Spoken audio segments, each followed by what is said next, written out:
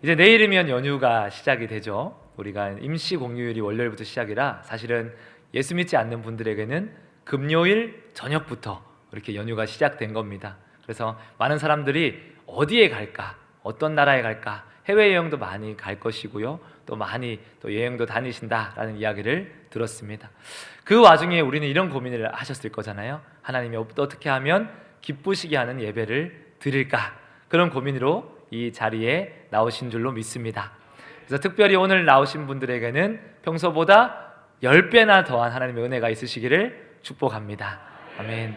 오늘 기성길로 가시면 차가 안 막히는 은혜가 있을 줄로 믿습니다. 우리가 명절이 되면 이제 가족들을 만납니다. 또 친척들을 만나고 많은 지인들을 또 이렇게 만나고 인사하는 시간을 가질 겁니다. 근데 우리가 무심결에 대화를 하다 보면요, 실수를 하거나 서로의 감정이 상할 때가 또한 있습니다. 특별히 지금의 시대를 보면요, 나라가 분열되어 있는 시기죠.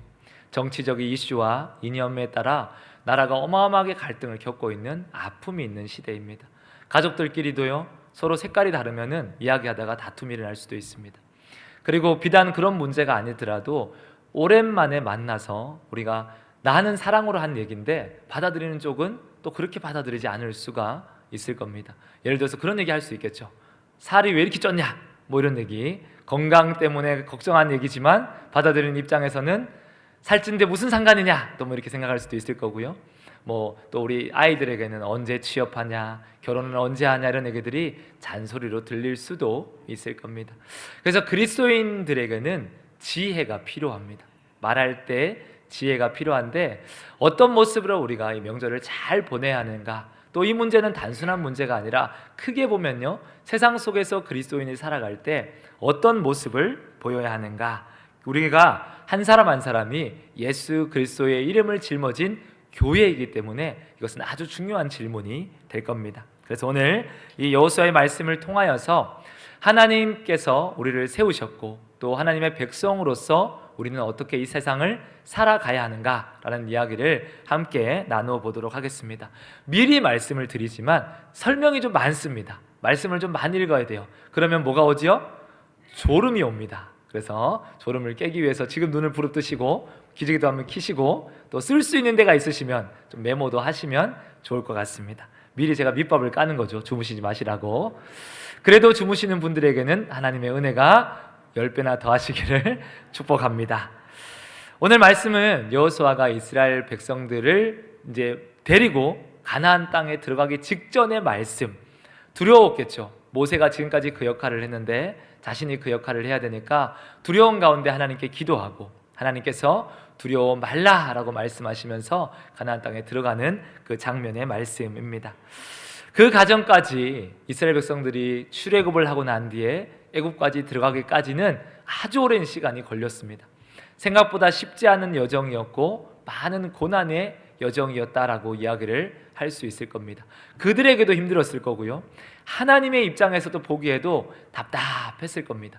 이스라엘 백성들이 얼마나 말 안 듣는 민족입니까? 그러니까 보기에 힘든 그 순간 하나님이 그럼에도 불구하고 왜 그렇게 이스라엘 백성들을 가나안 땅에 입성하기를 원하셨을까? 그 땅에서 이스라엘 백성들이 무엇을 하기를 원하셨을까? 이것이 중요한 이야기가 될 겁니다. 먼저 출애굽 과정을 우리가 간단히 한번 살펴보면요, 출애굽기 2장 23절 말씀을 한번 보겠습니다. 이스라엘 백성들이 애굽에서 처해져 있는 상황입니다. 함께 말씀을 읽겠습니다. 여러 해 후에 애굽 왕은 죽었고 이스라엘 자손은 고된 노동으로 말미암아 탄식하며 부르짖으니 그 고된 노동으로 말미암아 부르짖는 소리가 하나님께 상달된지라. 아멘. 여기 아주 중요한 얘기가 있습니다. 여러 해 후에 애굽 왕이 죽었고 이스라엘 자손은 고된 노동으로 말미암아 부르짖었다라고 설명을 하고 있습니다. 이스라엘 백성들이 애굽에서 노예로 살죠. 요셉을 알지 못하는 왕이 일어났을 때 그들이 강제 노역을 당하면서 엄청난 고통과 고통을 당하고 있습니다. 그래도 그들이 버틸 만한 이유가 있는 거죠. 그것은 바로 새 왕이 일어나면 우리의 삶이 조금 편해질 것이다 라는 희망입니다. 당시에 이집트는 왕이 새롭게 이제 세워지면 노예가 자유케 되고 제수가 감면을 받는 그런 문화가 있었습니다. 그러니까 왕만 새롭게 세워지면 우리의 이 고통이 조금은 격감되지 않을까, 이 어려운 문제가 좀 해결되지 않을까 기대감으로 버티고 있었던 겁니다. 근데 오늘 말씀처럼요, 성경 말씀처럼 여러 해 후에 왕이 죽고 새 왕이 일어났음에도 불구하고 그들의 삶은 하나도 좋아지지 않은 거죠. 여전히 똑같은 노동과 훨씬 더 강도 높은 고통이 그들의 삶 가운데 임하여져 있는 겁니다. 우리가 희망이 있을 때는요, 어려워도 버팁니다. 이게 언젠가는 끝날 것이다. 남자들이 군대 가서 버틸 수 있는 이유는요, 2년 뒤면 끝난다라는 희망이 있기 때문입니다. 그게 없으면요, 아마 버티기 힘들 수도 있습니다. 타령할지도 모릅니다. 그런데 희망이 있기 때문에 버티는 겁니다. 우리 아이들이 열심히 공부해서 고3을 버티는 이유가 어디에 있습니까? 지금만 넘어가면 대학생이 되고, 다들 이제 대학교의 그런 문화들에 대한 이야기 하잖아요. 너 대학 가면 살 빠져, 대학 가면 이뻐진다, 이런 뻥들을 이제 믿으면서 아이들이 버티는 겁니다. 근데 희망이 없으면 어떻습니까? 사람이 버티기가 힘들죠. 고난이 언제 끝날지, 고통이 언제 끝날지 기약이 없으면요, 사람은 버틸 수가 없습니다. 그래서 이스라엘 백성들이 부르짖을 수밖에 없었어요. 하나님 좀 살려주세요라고 얘기할 수밖에 없었습니다. 하나님, 나 이제 못하겠습니다 라고 그들이 고통 가운데 울부짖을 때, 그때 하나님께서 그들의 부르짖는 소리를 들으시고 그들을 기억하사라고 얘기를 하고 있습니다. 하나님은 원래 알고 계셨어요. 출애굽을 할 것을 작정하셨습니다. 어떤 때를 기다리냐? 그들이 그것을 필요한 때를 기다리십니다. 기도하는 때를 기다리시는 겁니다. 하나님이 간절히 필요할 때를 기다리셨다가 지금이 그때구나 라고 생각하시고 이제 출애굽을 하신 겁니다. 그러면 감사를 해야겠죠. 그 어려운 고통 속에서 자기를 건져내 주신 하나님 앞에 감사해야 되는 것이 너무나도 당연합니다. 그러나 이스라엘 백성들은 감사보다는 불평이 많은 민족이었습니다. 출애굽기 5장 20절 21절입니다. 하나님께서 그들을 구원하기로 작정하고 모세를 바로한테 보내시죠. 그런데 바로가 처음부터 들어주지 않습니다. 오히려 강제 노동을 훨씬 더 강도 높이 시킵니다. 그때 백성들이 모세를 찾아와서 이렇게 얘기합니다. 다시 한번 띄워주시면 함께 읽겠습니다. 그들이 바로를 떠나 나올 때에 모세와 아론이 길에 서 있는 것을 보고 그들에게 이르되, 너희가 우리를 바로의 눈과 그의 신하의 눈에 미운 것이 되게 하고 그들의 손에 칼을 주어 우리를 죽이게 하는도다. 여호와는 너희를 살피시고 판단하시기를 원하노라. 아멘. 너희 때문에 우리가 죽게 생겼다라는 겁니다. 그들의 불평이 여기서 끝나지 않습니다. 출애굽의 시작부터 불평을 했고 마지막 끝날 때까지 그들은 불평합니다. 마지막 끝나는 장면을 우리가 생각해 보면요, 홍해 바다에서 그들이 출애굽 마지막을 만납니다. 그 바다 앞에서 이스라엘 백성들이 얼마나 불평을 쏟아냅니까? 차라리 우리가 광야에서 죽었으면 좋았을 뻔했다라고 얘기하죠. 애굽에서 죽었을 뻔했으면 좋을 뻔했다. 그것이 그들의 믿음이었고 그들의 삶의 모습이었습니다. 하나님께서 홍해를 가르십니다. 바다를 건너가면서 입술에 얼마나 하나님을 찬양했겠어요. 야, 하나님이 살아계신다. 우리 하나님이 정말로 살아계신 하나님이시다. 이런 하나님을 경험하시기를 축복합니다. 그러나 그들이 그것을 건너자마자 사흘 길이 지났는데 마실 물이 없자 또 무엇을 합니까? 불평을 합니다. 안에서 새는 바가지가 밖에서도 셉니까? 안 셉니까? 셉니다. 애굽 땅에서 불평했던 이스라엘 백성들이 광야에 왔다고 불평하지 않을 수가 없는 거죠. 여전히 그들은 불평의 삶을 살아갑니다. 먹을 물이 없습니다. 음식이 없습니다. 고기가 없습니다. 성경에 안 나오지만 잠자리는 왜 이렇게 불편합니까? 하나님, 불기둥과 구름기둥은 왜 이렇게 빨리 움직입니까? 수없이 많은 불평들이 그들의 삶 가운데 있었을 겁니다. 문제만 있으면, 상황만 생기면 하나님은 온데간데 없습니다. 그저 불평과 원망과 모세를 저주하는 말들이 그들의 입술 가운데 늘 있는 거죠. 하나님은 그런 백성들을 왜 건졌을까요? 왜 그런 백성들을 건지시고 인내하시고 버티셨을까요? 세상 말로 말하면요, 이스라엘 백성들은 투자 가치가 별로 없습니다. 열심히 하나님 먹이고 재우면 뭐합니까? 불평이 끊임없이 입술 가운데 있는데, 우리 생각에 그렇지 않습니까? 저 답답한 민족 말고 다른 민족을 좀 구원하셨으면 차라리 낫지 않겠습니까? 그런데 우리가 이 말씀을 보면서 이 한 가지를 깨달으시기를 바랍니다. 우리 스스로에게 이렇게 얘기해 보셨으면 좋겠습니다. 나도 한번 따라해 보겠습니다. 나도 그렇다. 그렇습니다. 옆 에서를 보면서 한번 얘기해 보겠습니다. 너도 그렇다. 우리도 그렇습니다. 우리도 얼마나 많은 순간 하나님 앞에서 불평하고 있는지 모릅니다. 삶으로 드러내고 있죠. 잘 될 때는, 평안할 때는, 내가 만족스러울 때는 우리 입술에 찬양이 나옵니다. 아이고 하나님 이런 것도 주시고, 아이고 하나님 이런 것도 채워주시고 감사합니다 라고 얘기할 수 있습니다. 환경이 나빠지면, 상황이 나빠지면, 고난이 임하면, 내가 원치 않는 상황을 만나면 우리는 무엇이 먼저 나오십니까? 감사가 나오십니까? 불평이 나오십니까? 하나님 감사합니다 라고 얘기하면서 시작하십니까? 하나님 나한테 왜 이러십니까? 라고 얘기하십니까? 그래서 너도 그렇고 나도 그런데 하나님의 은혜로 저와 여러분이 이곳에 있는 겁니다. 하나님의 은혜로 우리가 이스라엘 백성들과 동일한 민족이지만 이곳에 예배하고 있는 겁니다. 그러면 이제 우리가 하나님 뜻을 깨달아야 합니다. 하나님께서 그럼에도 불구하고 그들을 왜 그렇게 붙잡고 가나안 땅으로 보내셨을까? 하나님께서 그렇게 말 안 듣는 우리를 왜 붙잡아서 이곳에 예배하는 교회로 만드셨을까? 그것이 중요한 이야기가 될 겁니다. 출애굽기 19장 4절에서 6절입니다. 하나님께서 이스라엘 백성들을 애굽에서 출애굽하셔서 광야를 지나 가나안으로 넣는 그 목적이 여기에 있습니다. 함께 읽겠습니다. 내가 애굽 사람에게 어떻게 행하였음과 내가 어떻게 독수리 날개로 너희를 넘어 내게로 인도하였음을 너희가 보았느니라. 세계가 다 내게 속하였나니 너희가 내 말을 잘 듣고 내 언약을 지키면 너희는 모든 민족 중에서 내 소유가 되겠고 너희가 내게 대하여 제사장 나라가 되며 거룩한 백성이 되리라. 너는 이 말을 이스라엘 자손에게 전할지니라. 아멘. 아멘. 이 말씀을 좀 쉽게 풀면 이렇게 얘기할 수 있을 겁니다. 내가 거룩하니 너희도 거룩하라.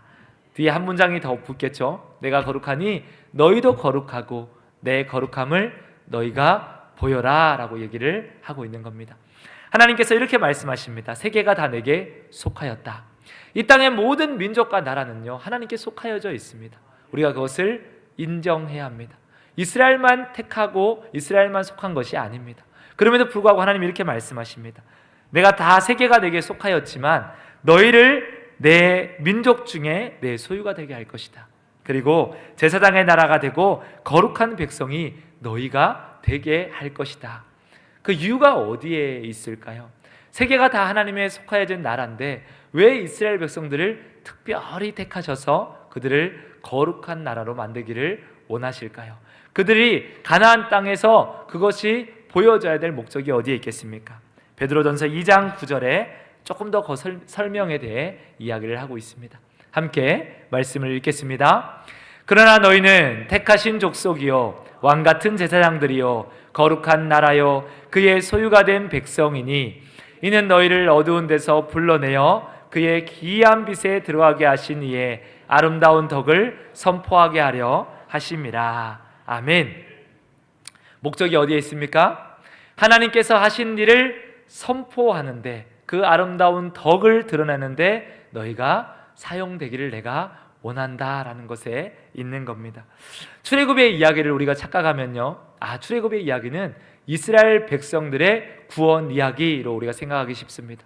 그러나 이스라엘 백성들만의 구원 이야기는 아닙니다. 하나님의 그들을 사랑하사 이스라엘 백성들을 구원하셨습니다. 그러나 거기에 한 가지가 더 있습니다. 그들을 구원하사 그들을 통하여서 세상을 향한 구원 이야기가 시작되고 있는 겁니다. 그것을 위해서 이스라엘 백성들을 부르셨습니다. 그것을 위해서 이스라엘 백성들을 특별히 세우셨습니다. 그들이 보여주는 그것을 통해 하나님 나라가 어떤 나라인지를 보기를 원하신 겁니다. 그래서 하나님께서 끊임없이 광야에서 무엇을 강조하느냐? 거룩을 강조합니다. 레위기 말씀을 보시면요 이런 말씀이 있습니다. 내가 거룩하니 너희도 거룩하라. 너희는 정결한 음식을 먹고 부정하게 그 음식을 먹지 않을 것이며 너희의 몸은 거룩해야 한다. 하나님께서 끊임없이 무엇을 강조하냐면 거룩을 강조하고 있습니다. 거룩이라는 단어를 보면요 헬라어로 보면 두 가지의 강한 의미를 가지고 있습니다. 분리와 구별이라는 뜻을 가지고 있습니다. 그래서 쉽게 말해서 거룩하다라는 것은요, 하나님의 거룩한 것에 반대되는 모든 것과 분리되어 있습니다라는 뜻을 가지고 있습니다. 너희는 거룩하라, 그러면 너희는 구별되어라 라고 우리가 해석해도 좋을 겁니다. 그들은 철저히 거룩해야 했습니다. 철저히 하나님만 드러내어야 했습니다. 만약에 그렇지 않은 부분에 있어서는요, 우리 하나님이 정말로 단호하게 심판하고 있음을 볼 수 있을 겁니다. 민수기 20장 12절입니다. 거룩함을 잃어버렸을 때 하나님이 무엇을 보이는가를 우리가 함께 보겠습니다. 여호와께서 모세와 아론에게 이르시되 너희가 나를 믿지 아니하고 이스라엘 자손의 목전에서 내 거룩함을 나타내지 아니한 고로 너희는 이 회중을 내가 그들에게 준 땅으로 인도하여 드리지 못하리라 하시니라. 아멘. 가나안 땅에 들어가서 하나님의 거룩함을 드러내야 했습니다. 그런데 모세가 그 거룩함에 있어서 한 번의 실수를 합니다. 바로 그 말씀이 민수기에 나와 있는 겁니다. 우리가 잘 알고 있는 이야기입니다. 민수기 20장은요, 모세가 하나님의 명령에 불순종하는 유일한 장면일 겁니다. 그가 하나님을 만나고 하나님의 사랑을 깨닫고 나서 유일하게 혈기내고 있는 장면이 여기에 있는 한 장면일 겁니다. 근데 상황을 보면요, 충분히 이해가 됩니다. 민수기 20장 1절 말씀에 보면요, 미리암이 하나님 곁으로 가는 장면이 나옵니다. 그의 누나가 가나안 땅에 함께 가지 못하고 그 광야에서 죽음을 맞이하게 됩니다. 그리고 2장 말씀에 백성들이 찾아옵니다. 우리에게 마실 물이 없다.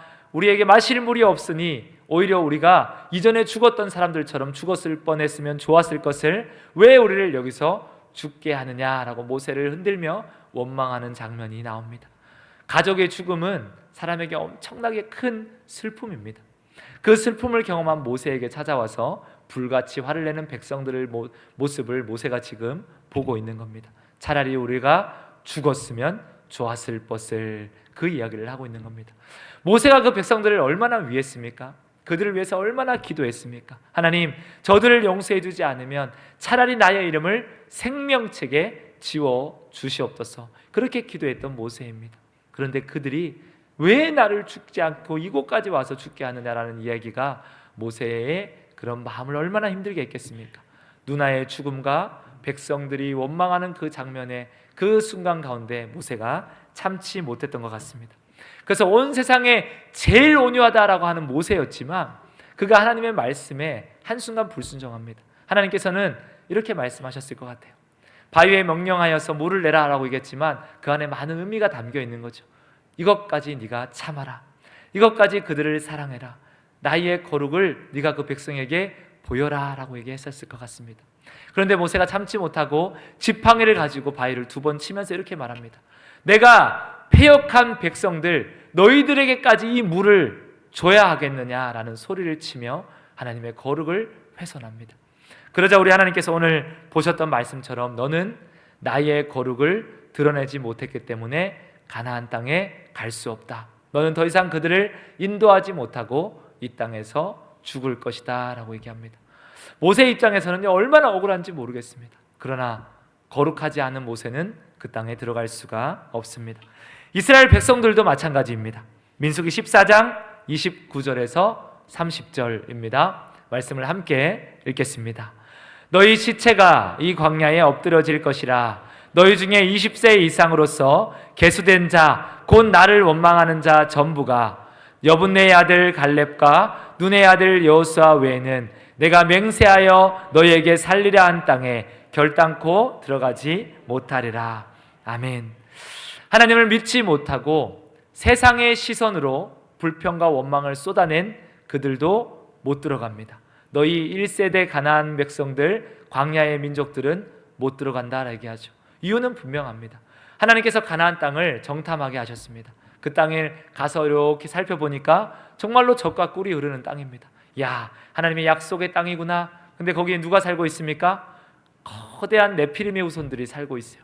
거인족들이 살고 있습니다. 철기 문화를 가진 어마어마한 군사가 훈련된 백성들이 살고 있는 거죠. 그들이 하나님의 말씀하신 것을 보지 못합니다. 하나님을 보지 못해요. 무엇을 보느냐? 상황을 보고 사람을 봅니다. 그리고 와서 사람의 이야기를 쏟아냅니다. 거기 못 간다. 거기 가면 우리 다 죽는다. 구별되지 않은 그 이야기를 쏟아내고 있는 원망하는 그들을 향해 하나님의 말씀하십니다. 그러냐? 구별되지 않고 거룩하지 않은 너희는 그 땅에 들어갈 수가 없다라고 얘기합니다. 모세도 들어가지 못했습니다. 아론도 들어가지 못했고 미리암도 들어가지 못했습니다. 광야 1세대 모든 이스라엘 백성들이 들어가지 못하고 그 땅에서 죽었습니다. 이렇게 생각하면 좀 이상하죠. 하나님께서 그렇게 불평하고 원망하고 말 안 들을 때 모세를 설득하고 이스라엘 백성들을 설득해서 광야로 가나안 땅까지 가기를 원하셔서 하나님이 그렇게 인도하셨잖아요. 그런데 왜 가나안 땅에 그 직전에선 들어가지 못하게 하실까? 이것이 중요한 의문입니다. 그리고 이것이 우리에게 던져주는 중요한 메시지가 될 겁니다. 가나안 땅은 아무나 들어가서는 안 되는 땅입니다. 가나안 땅은 하나님의 목적이 있는 땅입니다. 단지 그들이 그곳에서 땅을 얻고 잘 살길만을 원하는 것이 하나님의 계획과 목적이 아니었습니다. 하나님의 목적이 무엇입니까? 그 땅에 있는 사람들은 구별된 사람들이어야 했습니다. 그 땅에 있는 사람들은 거룩한 하나님의 백성이 되어야 했습니다. 쉽게 얘기해서 이런 겁니다. 이스라엘 백성들이 열심히 하나님 앞에 출애굽을 내서 가나안 땅에 들어갔습니다. 근데 그 땅 백성들과 똑같이 산다고 생각해 봅시다. 그러면 출애굽한 의미가 있습니까? 없습니까? 없습니다. 이스라엘 백성들이 가나안 땅에 들어간 이유가 있습니까? 없습니까? 역시 없습니다.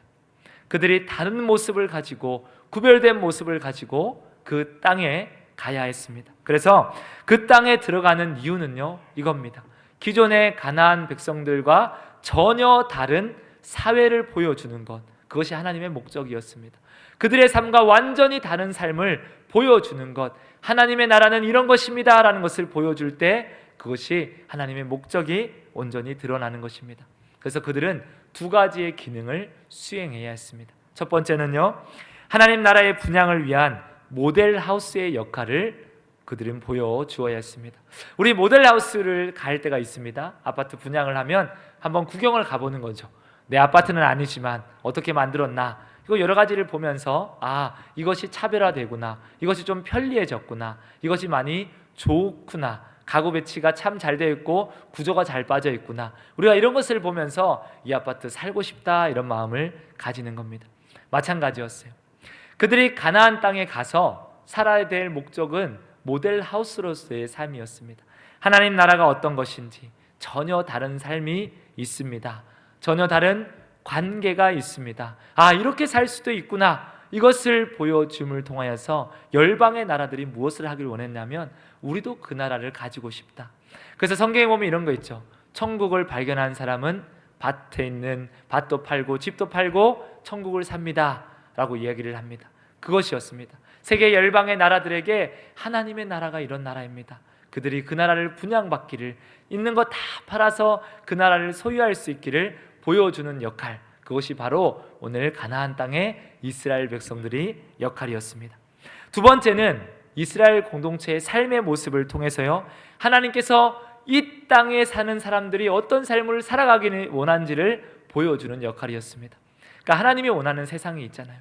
하나님은 이런 세상을 원해, 하나님은 이런 민족, 이런 나라를 원해. 이것이 열방의 민족들에게 보여질 수 있는 또 다른 역할이었습니다. 그 공동체 안에는 많은 사람들이 있잖아요. 남자와 여자가 있습니다. 가난한 자와 또 부한 자가 있습니다. 힘이 센 자와 약자가 있습니다. 주인이 있고 종들이 있습니다. 세상은요, 높은 자가 낮은 자를 지배하는 세상입니다. 남자가 여자를, 주인이 종을, 부자가 가난한 자를 약탈하고 지배하는 것이 고된 근동의 세상의 이치였습니다. 하나님 나라는 어떻습니까? 그 안에 가보니까 남자와 여자가 평등합니다. 주인이 종을 사랑하는 세상입니다. 강한 자가 약자를 배려하며 오히려 자기의 것을 내어주는 세상입니다. 그것을 너희가 보여주라라고 이야기를 하고 있는 겁니다. 오늘 하나님께서 그렇게 이스라엘 백성들을 통해 사명을 주시면서 이렇게 말씀하십니다. 내가 거룩하니 너희도 거룩하라. 내가 세상과 구별되어 있으니 너희도 세상과 구별되어라. 너희가 그것을 좀 보여주었으면 좋겠다. 그것이 그렇게 하나님께서 가나안 땅으로 그들을 보내는 이유였습니다. 그들이 그 땅에 들어가는 가장 중요한 책임은요, 다름이었습니다. 다름의 모습을 보여주는 것, 세상과 다른 모습을 보여주는 것, 그것이 그들의 삶의 목적이었고 가나안 땅의 목적이었습니다. 오늘 우리도 마찬가지입니다. 저와 여러분을 교회로 불러주셨습니다. 저와 여러분을 교회라고 이야기를 합니다. 우리의 사명이 어디에 있겠습니까? 왜 우리를 교회로 불러주셨습니까? 다르게 살라고, 구별되게 살라고. 세상에 우리만 구원받으면 된다면요, 사실 우리가 여기 모여 있을 이유는 없습니다. 우리가 예수님을 믿었어요. 구원을 받았습니다. 그러면 우리가 이렇게 하늘나라로 날아가는 거죠. 휴거되는 겁니다. 얼마나 좋아요. 구원받는 즉시, 예수를 구주로 영접하는 즉시, 세례를 받는 즉시 이제 모든 사람들이 하나님의 백성이 되었으니 너는 이 땅에 머물 필요가 없다, 내 곁에 오너라 라고 얘기를 한다면 우리가 죄 지을 이유도 없고요, 시험에 들 이유도 없고, 믿음이 약해질 이유도 없습니다. 그럼에도 불구하고 저와 여러분이 예수를 믿었다고, 영접했다고 하나님이 바로 불러요, 안 불러요? 지금 주무시는 분들은 불림 받을지도 모릅니다. 정신을 바짝 차리셔야 돼요. 하나님께서 언제 부를지 모릅니다. 불림되지 않습니다. 교회로 남겨주셨어요. 여전히 우리를 이 땅에 남겨주셨습니다. 이유가 무엇입니까? 다름의 모습을 너희가 보여라. 교회가 교회됨을 보여라. 교회만 할 수 있는 이야기를 하고, 교회가 교회됨으로 세상을 바꾸어라고 우리를 이곳에 남겨둔 겁니다. 그래서 우리는 거룩해야 합니다. 우리는 구별되어야 합니다. 우리 사랑하는 송천교회 모든 성도님들이 구별되셨습니까? 정말로 나는 거룩하다라고 이야기할 수 있겠습니까? 나의 어떤 영역을 자신 있게, 하나님 나 이 영역만큼은 구별되었다라고 자신 있게 이야기를 할 수가 있겠습니까? 제가 몇 번 친구의 이야기를 예화로 이렇게 했던 것 같습니다. 웅진 코웨이라는 대기업에 이렇게 정수기 일을 하고 있습니다. 굉장히 많은 집을 방문하죠. 근데 제일 가기 싫은 집은 예상했다시피 교폐가 있는 집이다라고 얘기를 합니다. 아무 생각 없이 들어가서 그 사람이 너무 진상인 거예요. 야, 이 사람 어떻게 이렇게 진상이냐. 고객 상담을 하고 요구 조건 다 들어주고 나와서 뒤를 돌아보니 교폐가 있더라. 그리고 어떤 날은 교폐가 있어서 긴장을 하고 들어간답니다. 교폐가 있네, 어떡하지? 아니나 다를까 진상이더라. 그래서 그 친구가 저한테 물어보더라고요. 왜 이렇게 예수 믿는 사람들은 진상이 많냐라고 물어봅니다. 제가 뭐라고 얘기를 할 수가 없더라고요. 그 친구는 예수를 안 믿으니까. 그래서 이제 그 친구에게 그런 얘기를 했습니다. 예수를 좀 덜 믿는 것 같다, 그분이 좀 덜 성숙해서 그런 것 같다라고 얘기를 했습니다. 세상과 구별되어 있습니까? 라고 얘기하면요, 구별이 되긴 됩니다. 어떻게 구별됩니까? 더 깍쟁이처럼, 더 예수 믿는 사람이 더하다라는 이야기를 우리가 지금 듣고 있는 거죠. 그런 모습으로 우리가 구별되어 있다면 교회가 교회로서의 역할은 하지 못하는 겁니다. 하나님께서 그렇게 열심히 기도하시며 하나님의 눈물을 흘리시며 예수 그리스도의 십자가에 못 박히심으로, 피 흘리심으로 세워진 교회가 오늘 세상과 혼합되고 타락하여 있다면 우리는 이스라엘 백성들이 가나안 땅에 들어간 목적을 잃어버리듯이 우리가 세워진 목적을 잃어버린 것입니다. 실제로 이스라엘 백성들이 그 목적을 잃어버렸을 때요, 그들은 끝없이 타락합니다. 사사기 2장 10절에서 11절 말씀입니다. 함께 말씀을 읽겠습니다.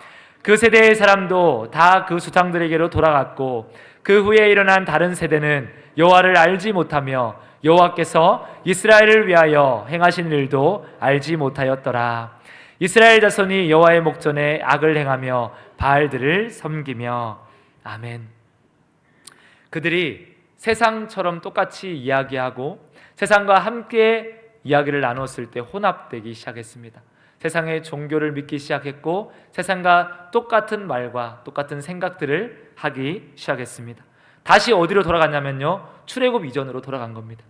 출애굽 때 그들이 무엇을 했습니까? 하나님께 부르짖었죠. 하나님 제발 좀 살려주세요 라고 얘기했습니다. 동일한 이야기가 사사기에 반복됩니다. 하나님 제발 우리 좀 살려주세요.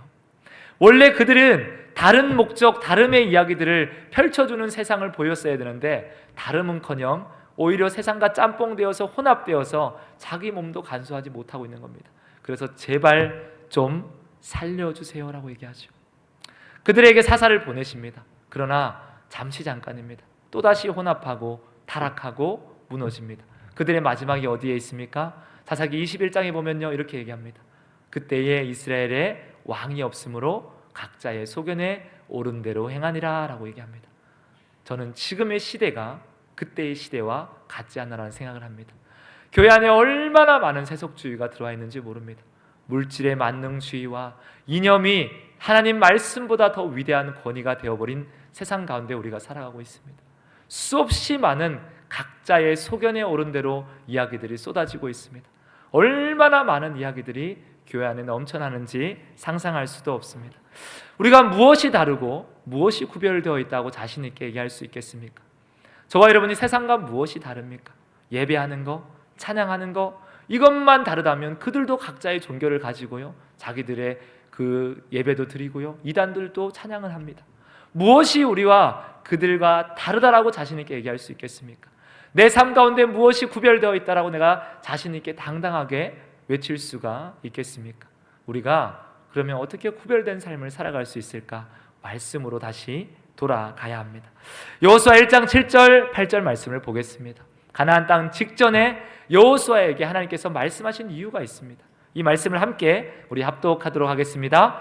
오직 강하고 극히 담대하여 나의 종 모세가 내게 명령한 그 율법을 다 지켜 행하고 우러나 자로나 치우치지 말라. 그리하면 어디로 가든지 형통하리라.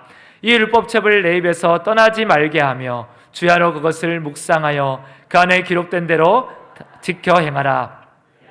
내 길이 평탄하게 될 것이며 내가 형통하리라. 아멘. 아멘. 다름의 비결은요, 다른 것에 있지 않습니다.